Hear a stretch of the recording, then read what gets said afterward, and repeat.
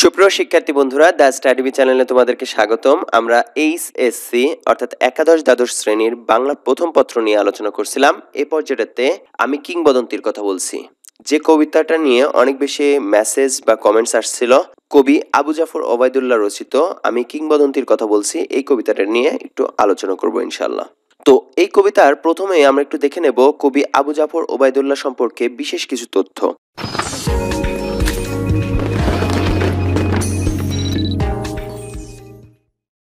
যেগুলো আমাদের পরীক্ষার ক্ষেত্রে অনেক বেশি জরুরি। কবি আবু জাফর ওবায়দুল্লাহ 1934 খ্রিস্টাব্দের 8 ফেব্রুয়ারি বরিশাল জেলার বাবুগঞ্জ উপজেলার বহেরচর ক্ষুদ্রকাঠি গ্রামে জন্মগ্রহণ করেন। তিনি ইংরেজি সাহিত্যে বিএ সহ এমএ পাশ করেন। তিনি প্রথম যে কাব্য রচনা করেন তার নাম ছিল সাত নরীর হার। এটি প্রকাশিত হয় 1955 সালে। ওনার উল্লেখযোগ্য কাব্যগ্রন্থগুলোর মধ্যে আছে সাত নরীর হার, কখনো রং কখনো সুর, কমলের চোখ, আমি কিংবদন্তির কথা বলছি, বৃষ্টি ও সাহসী পুরুষের জন্য প্রার্থনা, আমার সময় প্রভৃতি। পেশা শিক্ষকতা। তিনি ঢাকা বিশ্ববিদ্যালয়ের শিক্ষক হিসেবে দীর্ঘদিন কাজ করেন। এর পরবর্তীতে তিনি সচিব, পরবর্তীতে মন্ত্রী এবং রাষ্ট্রদূত হিসেবেও কাজ করেছেন। তিনি মন্ত্রী হিসেবে কাজ করেন 1982 সালে। কৃষি ও পানি সম্পদ বিষয়ক মন্ত্রী হিসেবে দায়িত্ব পালন করেছিলেন। 1984 সালে যুক্তরাষ্ট্রে নিযুক্ত বাংলাদেশি রাষ্ট্রদূত হিসেবে তিনি দায়িত্ব পালন করেছিলেন। পুরস্কার ও সম্মাননা। তিনি 21 পদক এবং বাংলা একাডেমি পদক লাভ করেন। বাংলা একাডেমি পদকটি তিনি 1979 সালে লাভ করেন। মৃত্যুবরণ করেন 2001 সালের 19 মার্চ ঢাকাতে। এই পর্যায়েতে কবিতার কিছু উৎস এবং বিষয়বস্তু সম্পর্কে একটু আলোচনা করি। কবিতাটি কবি আবু জাফর ওবায়দুল্লাহর বিখ্যাত কাব্যগ্রন্থ আমি কিংবদন্তির কথা বলছি এর নাম কবিতা। নাম কবিতা বলতে বোঝায় হচ্ছে যে নামে কাব্যগ্রন্থটি রচিত সেই নামে যে কবিতাটা থাকে সেটাই হচ্ছে নাম কবিতা। চিত্রকল্প নির্মাণের শর্ত হলো অভিনবত্ব। আলোচ্য কবিতাটার প্রেক্ষাপটটা যদি আমরা বলি সেটা হচ্ছে বাঙালির হাজার বছরের ইতিহাস এবং ঐতিহ্য। আলোচ্য কবিতায় উচ্চারিত হয়েছে মানুষের সর্বাঙ্গীন মুক্তির দীপ্ত ঘোষণা, কিভাবে মানুষ মুক্তি পেতে পারে তার ঘোষণা দেওয়া হয়েছে এখানে। আলোচ্য কবিতায় কবি প্রত্যাশিত মুক্তির প্রতীক হিসেবে কবিতাকে উপস্থাপন করেছেন। আমি কিংবদন্তির কথা বলছি কবিতাটি একটি চিত্রকল্পাত্মক কবিতা, অর্থাৎ কল্পনাপ্রসূত হয়ে এই ধরনের চিত্র তৈরি করেছেন, যার কারণে এই কবিতাটাকে এরকম বলা হয়ে থাকে। রচনার প্রেক্ষাপট বাঙালি সংস্কৃতির হাজার বছরের ইতিহাসকে তুলে ধরা। কবিতার আলোচ্য বিষয় হচ্ছে ঐতিহ্য সচেতন শিকড় সন্ধানী মানুষের সর্বাঙ্গীন মুক্তির দীপ্ত ঘোষণা দেওয়া হয়েছে এখানে। কবিতার রসোপলব্ধির অবিচ্ছেদ্য অংশ হচ্ছে আঙ্গিক বিবেচনা। ছন্দ। কবিতাটি গদ্য ছন্দে রচিত। প্রচলিত ছন্দের বাহিরে গিয়ে একটি প্রাকৃতিক তথা স্বাভাবিক যে ছন্দটা সেটা তৈরি করেছেন কবি। এখানে পূর্বপুরুষদের কথা বলতে পূর্বপুরুষদের কথা বর্তমান প্রজন্মের কাছে তুলে ধরেছেন কবি। কিংবদন্তি অর্থে এখানে পূর্বপুরুষকে বোঝানো হয়েছে, যেটি আসলে আমাদের ঐতিহ্যের প্রতীক। আমাদের যারা পূর্বপুরুষ ছিলেন তারা আমাদের কিংবদন্তি, তারা আমাদের ইতিহাস এবং ঐতিহ্যের প্রতীক। এখানে দীর্ঘদেহ পুত্র বলতে বর্তমান সময়ের যারা প্রজন্মর সন্তানেরা আছে তাদেরকে বোঝানো হয়েছে। ছন্দ ও শব্দের অর্থ। আমি কিংবদন্তির কথা বলছি কবিতাটি রচিত গদ্য ছন্দে। এটি প্রচলিত ছন্দের বাইরে গিয়ে প্রাকৃতিক তথা স্বাভাবিক ছন্দ। এটা আমরা আরেকবার বললাম। কবি হিসেবে এখানে বলা হয়েছে স্রষ্টা বা যিনি কিছু সৃষ্টি করেন তাকেই কবি বলা হয়েছে।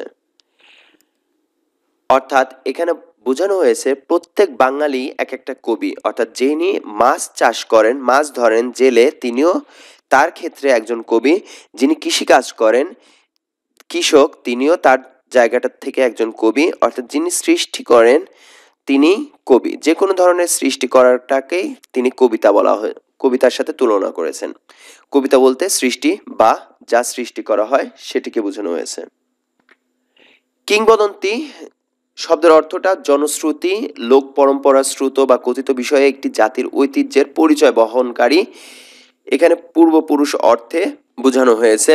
শাপদ অর্থ হচ্ছে হিংস্র মাংসাশী শিকারী জন্তুকে বোঝানো হয়েছে শাপদ। বিচলিত স্নেহ বলতে বোঝানো হয়েছে আপনজনের যে উৎকণ্ঠা থাকে সেটাকে কবি বিচলিত স্নেহ বলতে বুঝিয়েছেন। এ পর্যায়টাতে আমরা কবিতার যে মূল ব্যাখ্যায় যাব। মূলত কবিতার ব্যাখ্যা যাওয়ার আগে আমরা বলতে পারি যে বাঙালি চিন্তা চেতনা এবং সংস্কৃতির সেটা হচ্ছে হাজার বছরের ইতিহাস। তো এই হাজার বছরের ইতিহাস মূলত আমাদের হচ্ছে শোষণ, বঞ্চনা, নিগ্রহ, আমাদের গোলামি করার ইতিহাস। তো এই ইতিহাসে বাঙালি জাতি আমাদেরকে একটা প্রতিষ্ঠিত দেশ, প্রতিষ্ঠিত রাষ্ট্র দিয়ে গেছেন। এই যে কবিতাটি, আমি কিংবদন্তির কথা বলছি, এই কবিতাটি মূলত আমাদের সেই ইতিহাসকে তুলে ধরে যে আমাদের বাঙালিদের ইতিহাস ছিল সংগ্রামের ইতিহাস। তো বাঙালি জাতির যে টিকে থাকার ইতিহাস, বাঙালি জাতির শক্তিটা তৈরি করার ইতিহাস, যেটা আপন যে শক্তিটা, সেই শক্তিটাতে উজ্জীবিত হওয়ার যে ইতিহাস, সেটাই এই কবিতাটাতে উপস্থাপন করা হয়েছে। তো এই পর্যায়টাতে আমরা লাইন বাই লাইন আমরা একটু দেখে নেব। আমি আমার পূর্বপুরুষের কথা বলছি। এখানে পূর্বপুরুষ, এই লাইনটা আমি আমার পূর্বপুরুষের কথা বলছি, এটি হচ্ছে প্রথম চরণ। এবং পূর্বপুরুষ বলতে আদি বাঙালিদের কথা বলা হচ্ছে। আমি আমার পূর্বপুরুষের কথা বলছি অর্থ হচ্ছে আমি আমার আদি বাঙালিদের কথা বলছি। তার করতলে পলিমাটির সৌরভ ছিল। করতল বলতে বোঝায় হচ্ছে হাতের তালুতে পলিমাটির সৌরভ ছিল। তো এর অর্থটা, পলিমাটির সৌরভ বলতে বোঝা হচ্ছে উর্বর যে মাটিটা, সেটাকে বোঝানো হয়েছে।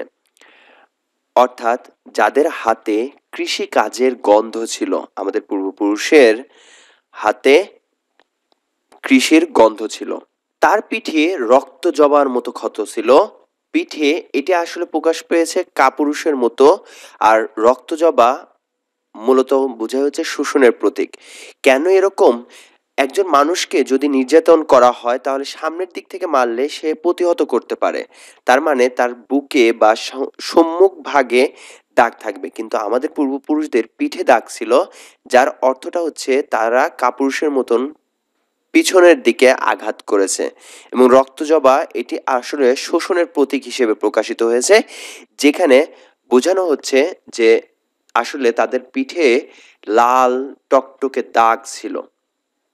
অর্থাৎ এই লাইনটার পুরো যদি অর্থ বলি তাহলে সেক্ষেত্রে তার পিঠে রক্ত জবার মতো ক্ষত ছিল, এর অর্থটা হচ্ছে তারা নির্যাতিত হয়েছে। কাদের মাধ্যমে? জমিদার বা বর্গী চাষি যারা আছে তাদের মাধ্যমে।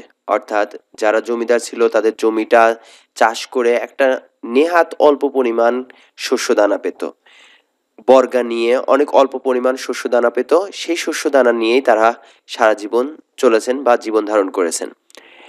তো এই প্রথম যে বর্ণনাটা, এই দুইটা লাইনটা আসছে প্রথম বর্ণনা হিসেবে কৃষকের। এরপরে আমাদের জেলের বর্ণনা আসবে, এরপরে আমাদের বিভিন্ন মানুষের বর্ণনাগুলো আসবে। তো সেগুলো আসলে সেগুলোর প্রথম দিকে আমরা বলতে পারি যে এই প্রথম বর্ণনা করেছিলেন কবি কৃষকের। তিনি অতিক্রান্ত পাহাড়ের কথা বলতেন। অতিক্রান্ত পাহাড় বলতে বোঝা হচ্ছে বাধা বিপত্তির প্রতীক। আর তিনি অতিক্রান্ত পাহাড়ের কথা বলতে বোঝাচ্ছে যে অত্যাচারের ইতিহাস পাড়ি দিয়েছেন আমাদের আদি বাঙালিরা। অর্থাৎ একটা পাহাড়কে যদি অতিক্রম করতে হয় তাহলে স্বাভাবিকভাবে অনেক বেশি পরিশ্রম করতে হয়, অনেক বেশি কষ্ট সহ্য করতে হয়। তো আমাদের পূর্ব বাঙালিরা যেহেতু অতিক্রান্ত পাহাড়ের কথা বলতেন, অর্থাৎ অত্যাচারের ইতিহাসের কথা তারা বলে গেছেন যে তাদের উপরে কতটুকু অত্যাচার বা নির্যাতন করা হয়েছে। অরণ্য এবং সাপদের কথা বলতেন। অরণ্য বলতে বোঝা হচ্ছে বন জঙ্গল, মূলত সাপদ হচ্ছে হিংস্র মাংসাশী প্রাণী। তো অরণ্য এবং সাপদ বলতে এখানে মূলত হচ্ছে বিপদের প্রতীক বুঝিয়েছেন।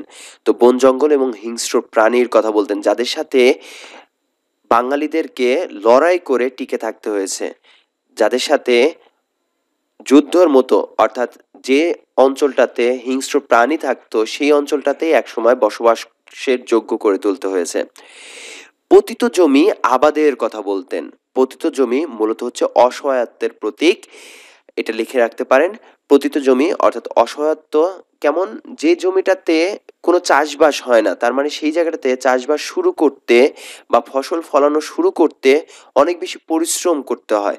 তো সেই পতিত জমি আবাদের কথা বলতেন। তো আমরা এখানে অর্থটা বলতে পারি যে ফলনহীন জমির ফসল ফলানোর কথা বলেছেন আমাদের পূর্বপুরুষেরা। তিনি কবি ও কবিতার কথা বলতেন। কবি ও কবিতা বলতে বোঝাচ্ছে কর্মী এবং কর্ম।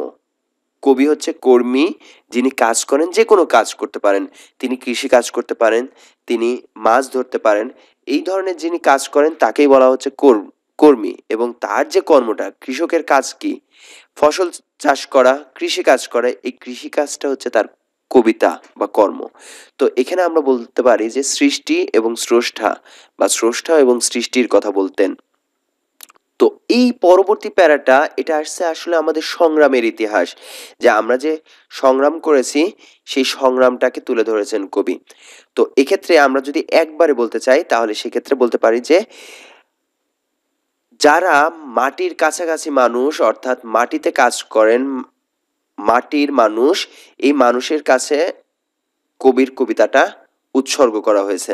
তারা আসলে পাহাড় অতিক্রম করার কথা, হিংস্র প্রাণীদের সাথে লড়াই করে টিকে থাকার কথা, এবং জমি আবাদ করে যে জমিটাতে ফসল হয় না সেই জমিটাতেও ফসল ফলিয়ে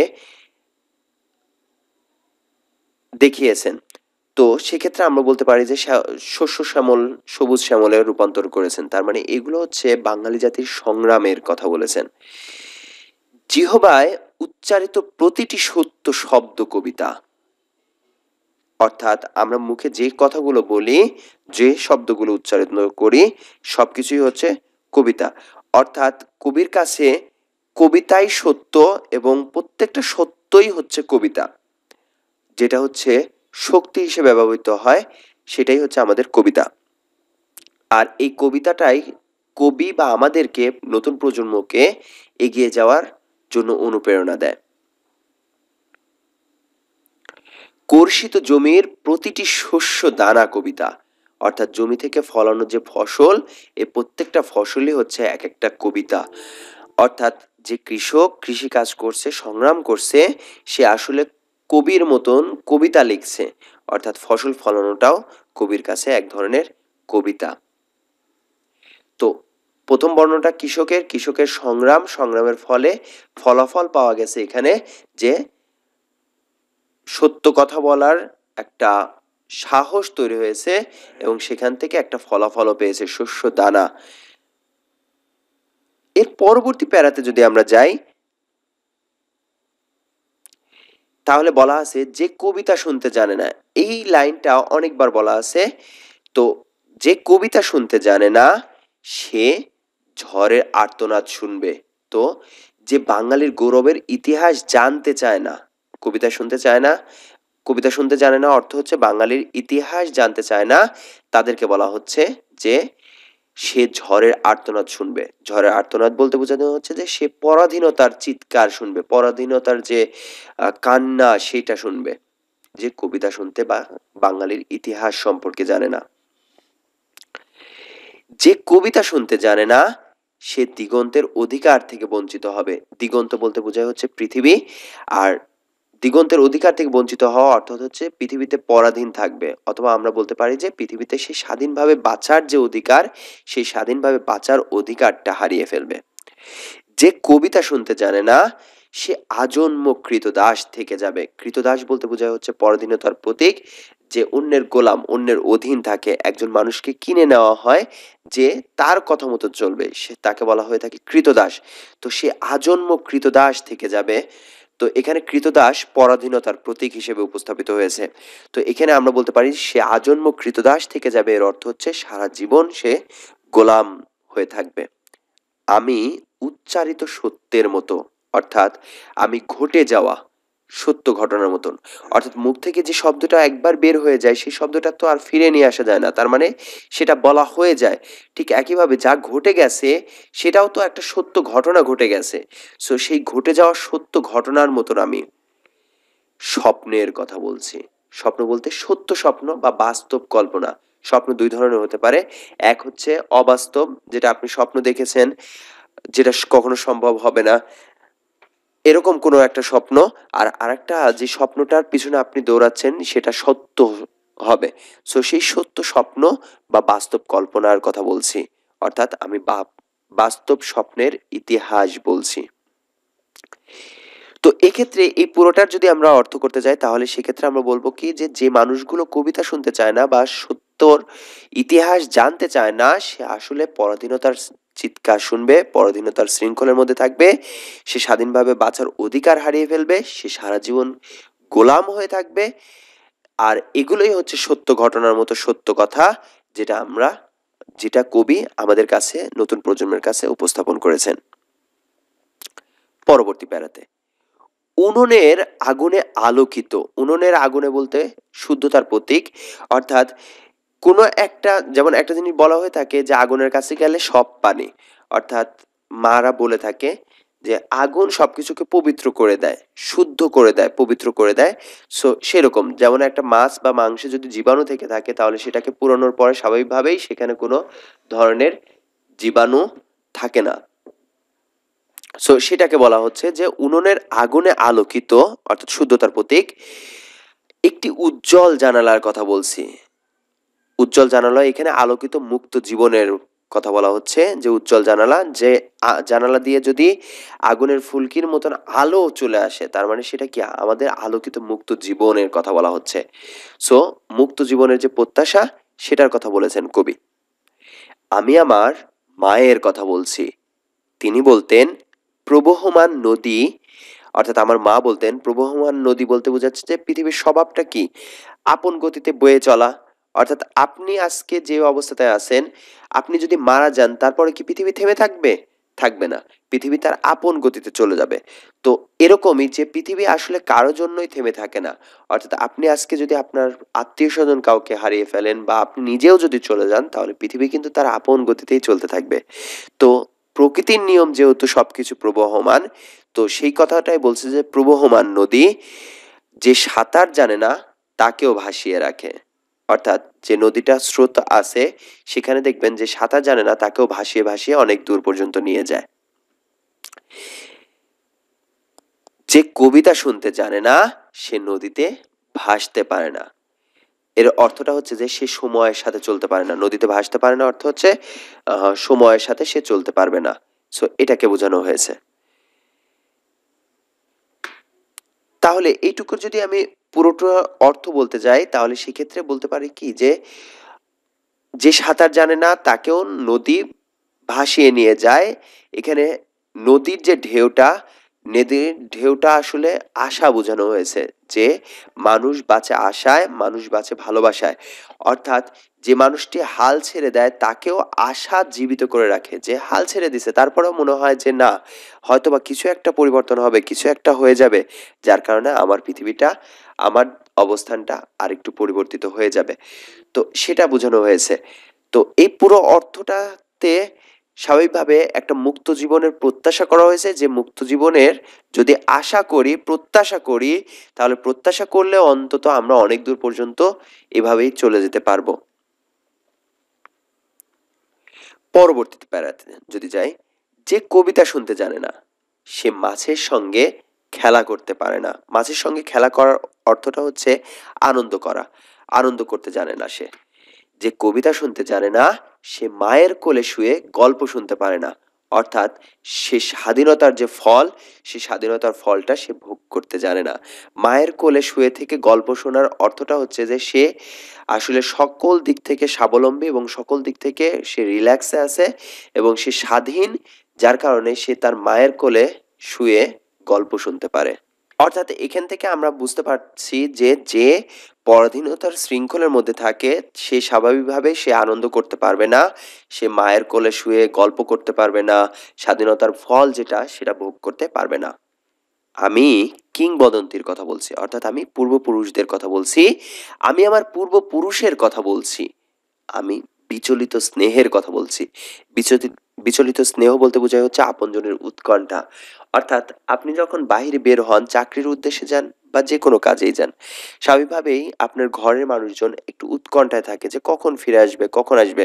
আপনি একদিন বাহিরে গিয়ে যদি রাত্রে ৭ঃ০০-৮ঃ০০ পর্যন্ত না থাকেন, স্বাভাবিকভাবেই আপনার যে আপনজন বাবা-মা, ভাই-বোন, এই মানুষজনগুলো স্বাভাবিকভাবেই আপনার জন্য উৎকণ্ঠিত হয়ে থাকবে যে ছেলেটা কই গেল বা মেয়েটা কই গেল, এখন পর্যন্ত আসলো না, কি হলো, কোনো কি সমস্যা হলো কিনা, এই ধরনের। তো বিচলিত স্নেহের কথা বা আপনজনের উৎকণ্ঠার কথা বলছি।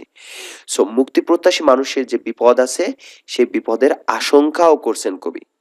গর্ভবতী বোনের মৃত্যুর কথা বলছি, অর্থাৎ মুক্তি প্রত্যাশী যে মানুষ আছে, সেই মানুষটা যদি গর্ভ অবস্থাতে একজন বোন বা একজন মা কি চিন্তা করে যে সন্তান জন্মদানের সময় আমি মারা যেতে পারি, তারপরেও কি সে সন্তান জন্মদান করা থেকে বিরত থাকে? থাকে না। অর্থাৎ মুক্তি প্রত্যাশী মানুষ হিসেবে থাকে, যার কারণে এই মুক্তি প্রত্যাশী মানুষ যে নিজের মৃত্যুর কথা চিন্তা করে না, তাকে আসলে দমানো সম্ভব না।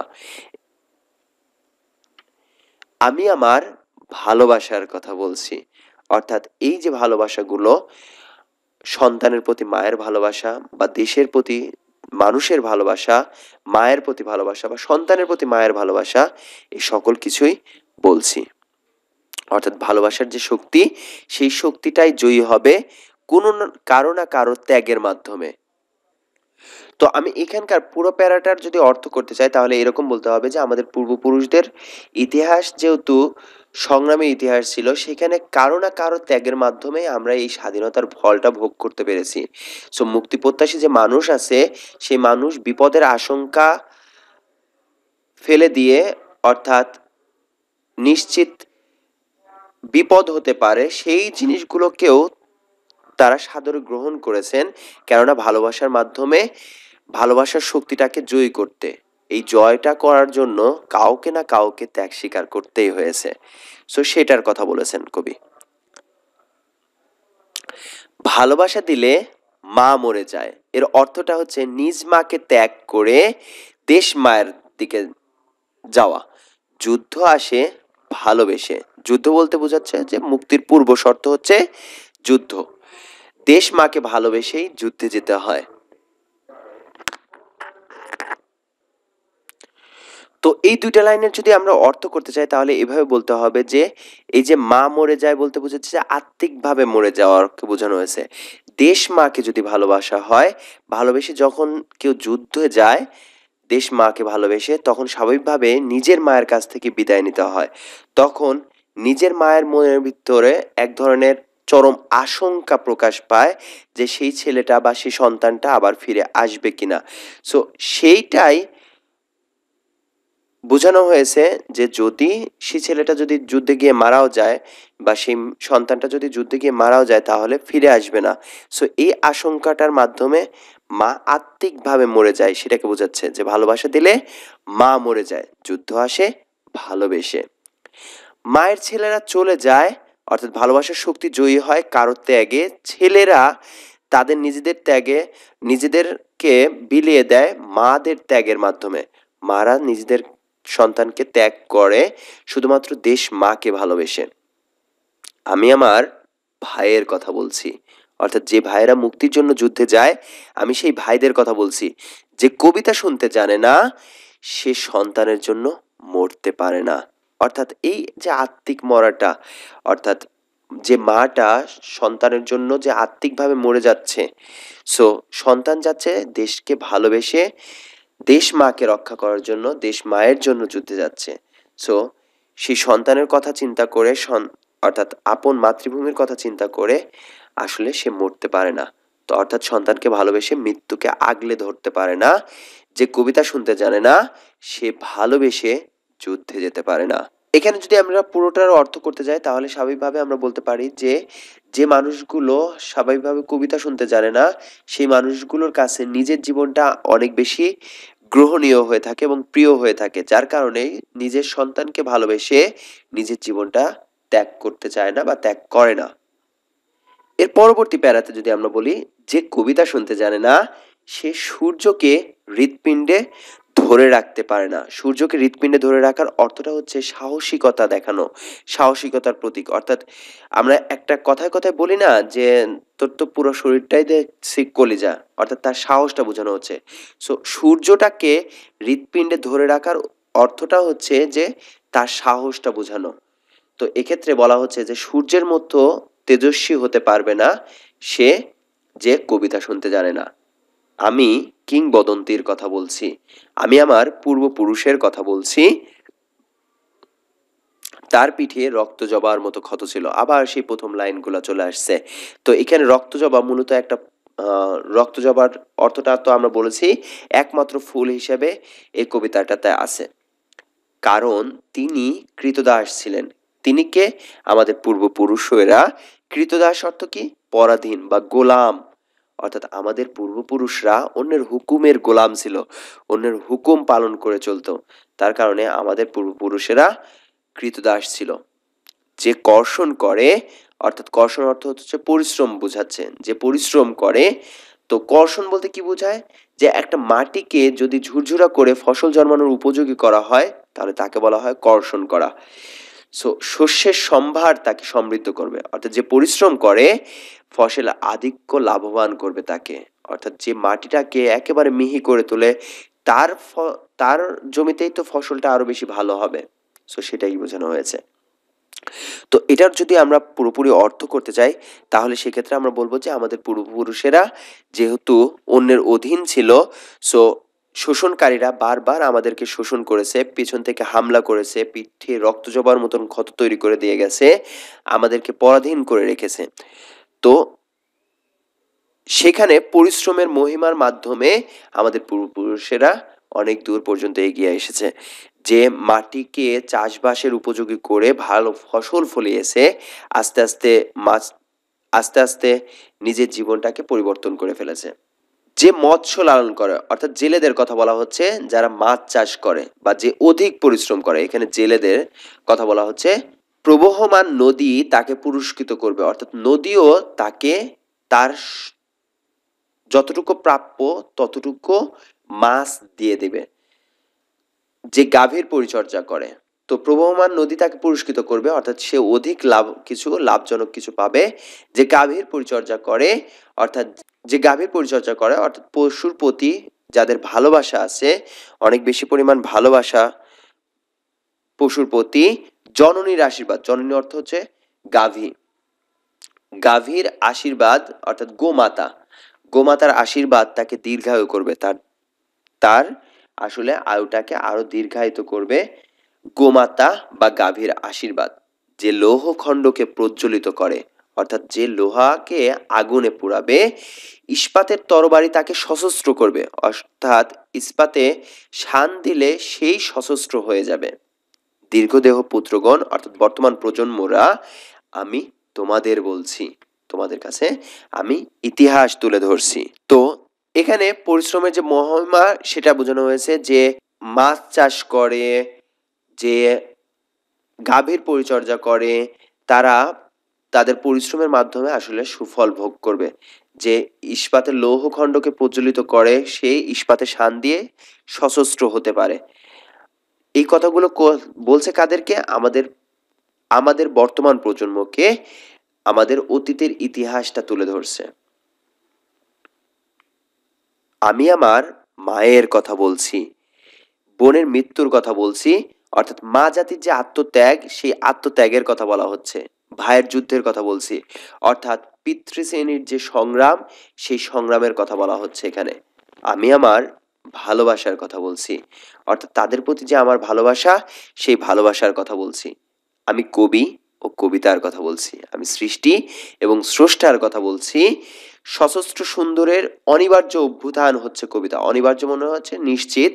সো কবিতার শক্তি হচ্ছে কি সম্মুখ সমরে সশস্ত্র হয়ে যেতে অনুপ্রাণিত করা। যেমন হচ্ছে মুক্তিযুদ্ধের সময় আমাদের একটা রণসঙ্গীতটা গেয়ে গিয়ে মানুষ আরো সামনের দিকে এগিয়ে যেতে পারতো। সেটা কি? চল চল চল ঊর্ধ্ব গগনে বাজে মাদল, নিম্ন উতলা ধরণীর তল। অর্থাৎ তো এই কবিতার শক্তির মাধ্যমেই কিন্তু সম্মুখ সমরে সশস্ত্র হয়ে সামনে অগ্রসর হতে পারে। সুপুরুষ ভালোবাসার সুকণ্ঠ সঙ্গীত কবিতা, অর্থাৎ পুরুষের ভালোবাসার সঙ্গীতটাকেও কবিতার সাথে তুলনা করেছেন কবি। জিহবায় উচ্চারিত প্রতিটি মুক্ত শব্দ কবিতা, অর্থাৎ মুক্ত শব্দ বা যা উচ্চারিত হয় সেটিই হচ্ছে আমাদের কবিতা। রক্তজবার মতো প্রতিরোধের উচ্চারণ কবিতা, অর্থাৎ মুক্তি, প্রতিরোধ বা জাতীয়তাবোধের প্রতীক হচ্ছে কবিতা। আমরা কি তার মতো কবিতার কথা বলতে পারবো? অর্থাৎ আমরা শোষণ নির্যাতনের কথা কি বলতে পারবো? আমরা কি তার মতো স্বাধীনতার কথা বলতে পারবো? অর্থাৎ আমরা কি আমাদের স্বাধীনতা অক্ষুণ্ণ রাখতে পারবো কিনা, আমরা আমাদের স্বাধীন চেতা মনোভাবটাকে অক্ষুণ্ণ রাখতে পারবো কিনা, সেইটার মাধ্যমে কবি কবিতাটাকে শেষ করেছেন। এরপর বিশেষ যে তথ্যগুলো আছে সেই তথ্যগুলো যদি আমরা আলোচনা করি, যে কবিতা শুনতে জানে না সে ঝড়ের আর্তনাদ শুনবে। কয়টা জিনিস বলা আছে? 9টা জিনিস। অর্থাৎ দিগন্তের অধিকার থেকে বঞ্চিত হবে, আজন্ম কৃতদাস থেকে যাবে, নদীতে ভাসতে পারবে না, মাছের সঙ্গে খেলা করতে পারবে না, মায়ের কোলে শুয়ে গল্প শুনতে পারবে না, সন্তানের জন্য মরতে পারবে না, ভালোবেসে যুদ্ধে যেতে পারবে না, এবং সে সূর্যকে হৃৎপিণ্ডে ধরে রাখতে পারবে না। অর্থাৎ যতগুলো লাইনে বলা আছে যে কবিতা শুনতে জানে না, এরকম 9টা কাজের কথা বলা আছে কবিতাতে। তো আমরা এটাকে আরেকভাবে যদি আমরা দেখি তাহলে সেক্ষেত্রে বলতে পারি যে শুনবে হচ্ছে ঝড়ের আর্তনাদ। সে কি কি কাজ করবে? 9টা কাজ করবে। শুনবে ঝড়ের আর্তনাদ, বঞ্চিত হবে দিগন্তের অধিকার থেকে, থেকে যাবে আজন্ম কৃতদাস হিসেবে, ভাসতে পারবে না নদীতে, খেলা করতে পারবে না মাছের সাথে, গল্প করতে পারবে না মায়ের কোলে শুয়ে, মরতে পারবে না সন্তানের জন্য, ভালোবেসে যেতে পারবে না যুদ্ধে, আর হৃৎপিণ্ডে ধরে রাখতে পারবে না সূর্যকে। তো এরপরে যদি আমরা একটু দেখি তাহলে আমরা আলোচনা করতে পারি সংখ্যাবাচক তথ্য নিয়ে। কৃতদাস শব্দটি ব্যবহৃত হয়েছে 2 বার, রক্তজবা শব্দটি ব্যবহৃত হয়েছে 3 বার। কবিতার মোট লাইন সংখ্যা হচ্ছে 68 লাইন। আমি কিংবদন্তির কথা বলছি, লাইনটিতে কবিতায় ব্যবহৃত হয়েছে 2 বার। আমি আমার পূর্বপুরুষের কথা বলছি, লাইনটি ব্যবহৃত হয়েছে 3 বার। রক্তজবা শব্দটি 2 বার আসছে, 3 বার উল্লেখ আছে। যে কবিতা শুনতে জানে না, লাইনটি ব্যবহৃত হয়েছে মোট 9 বার। আমি কিংবদন্তির কথা বলছি, কবিতায় আমি শব্দটি ব্যবহৃত হয়েছে মোট 14 বার। কবিতা শব্দটি ব্যবহৃত হয়েছে 15 বার। এই কবিতায় কথা শব্দটি ব্যবহৃত হয়েছে 23 বার। এই পর্যায়টাতে কবিতাতে যে যে বিষয়গুলো উপস্থাপিত হয়েছে সেই বিষয়গুলো একটু আমরা আলোচনা করব। কবিতায় উল্লেখিত বিষয় প্রথমত হচ্ছে ধাতু, লোহা এবং ইস্পাতের কথা বলা হয়েছে। গ্রহ হিসেবে সূর্যের কথা বলা হয়েছে, ফুল রক্তজবার কথা বলা হয়েছে, এবং পশু জননী নাম দিয়ে গাভীকে উল্লেখ করা হয়েছে। এ পর্যায়টাতে আমরা কিছু গুরুত্বপূর্ণ তথ্য নিয়ে আলোচনা করব। কিংবদন্তি শব্দের অর্থ জনশ্রুতি। কবি পূর্বপুরুষদের করতলে ছিল পলিমাটির সৌরভ, পূর্বপুরুষদের পিঠে ক্ষত ছিল রক্তজবার মতো, কবির পূর্বপুরুষ কৃতদাস ছিল, অরণ্য সাপদের কথা বলতেন কবির পূর্বপুরুষ। সাপদ শব্দটি ব্যবহৃত দ্বারা বোঝানো হয়েছে হিংস্র মাংসাশী জন্তুকে। কবি ও কবিতার কথা বলতেন কবির পূর্বপুরুষেরা। জিহবায় উচ্চারিত প্রতিটি সত্য শব্দকে কবিতা বলা হয়েছে। এছাড়াও কোষিত জমির প্রতিটি শস্য দানাকে কবিতা বলা হয়েছে। কবি উচ্চারিত সত্যের মতো স্বপ্নের কথা বলেছেন। কবির পূর্বপুরুষরা যেসব পাহাড়ের কথা বলতেন তা হচ্ছে অতিক্রান্ত পাহাড়। কবির পূর্বপুরুষরা আবাদের কথা বলতেন পতিত জমি। কবিতায় উজ্জ্বল জানালা আলোকিত করে উনুনের আগুনে। যে সাঁতার জানে না তাকেও ভাসিয়ে রাখে হচ্ছে প্রবহমান নদী। প্রবহমান নদীর কথা বলতেন কবির মা। কবি বিচলিত স্নেহের কথা বলতেন। কবিতায় কবি যার মৃত্যুর কথা বলেছেন তিনি হচ্ছেন তার গর্ভবতী বোনের। কবির মতে যুদ্ধ আসে ভালোবাসার কারণে, ভালোবাসা দিলে মরে যায় মা। কবির পূর্বপুরুষের পিঠে রক্ত জমার মতো ক্ষত ছিল কারণ তারা কৃতদাস ছিল। শস্যের সম্ভার তাকে সমৃদ্ধ করবে যে জমি কর্ষণ করে। প্রবহমান নদী তাকে পুরস্কৃত করবে যে মৎস্য লালন করে। জননীর আশীর্বাদ তাকে দীর্ঘায়ু করবে। এখানে জননী অর্থে জননী গাভীকে বোঝানো হয়েছে। জননীর আশীর্বাদ তাকে দীর্ঘায়ু করবে যে গাভীর সেবা করে। ইস্পাতের তরবারি তাকে সশস্ত্র করবে যে লৌহ খণ্ডকে প্রজ্বলিত করে। সশস্ত্র সুন্দরের অনিবার্য অভ্যুত্থান হিসেবে কবিতাকে বলা হয়েছে। সুপুরুষ ভালোবাসার সুকণ্ঠ সঙ্গীত হচ্ছে কবিতা। রক্তজবার মতো প্রতিরোধের উচ্চারণ হচ্ছে কবিতা। কবির মতে মুক্তির পূর্ব শর্ত হচ্ছে যুদ্ধ। এ পর্যায়েতে আমরা কিছু প্রশ্ন দিয়ে রাখবো। আপনারা যদি পারেন এই প্রশ্নগুলোর নোট হিসেবে উত্তর করে আমাদের ফেসবুক যে গ্রুপটা আছে সেই গ্রুপটাতে উপস্থাপন করবেন ইনশাআল্লাহ। আমার বিশ্বাস যে আমার ভিডিওটি দেখার মাধ্যমে এই প্রশ্নগুলো সহ অন্যান্য সকল প্রশ্নগুলোর উত্তর আপনারা করতে পারবেন। তো এখানে মোট 14টি প্রশ্ন দেওয়া আছে। এই প্রশ্নগুলোর উত্তরটা আপনারা নিজ থেকে তৈরি করতে পারলেই আমার এই পড়ানোটা সার্থক হবে ইনশাআল্লাহ। এর পরবর্তীতে কোন বিষয়টা নিয়ে ভিডিও চাচ্ছেন যদি জানান, আমরা সেই বিষয়টা নিয়ে ভিডিও বানানোর চেষ্টা করব ইনশাআল্লাহ। তবে আমাদেরকে একটু সময় দিতে হবে। ধন্যবাদ সবাইকে। আসসালামু আলাইকুম ওয়া রাহমাতুল্লাহ।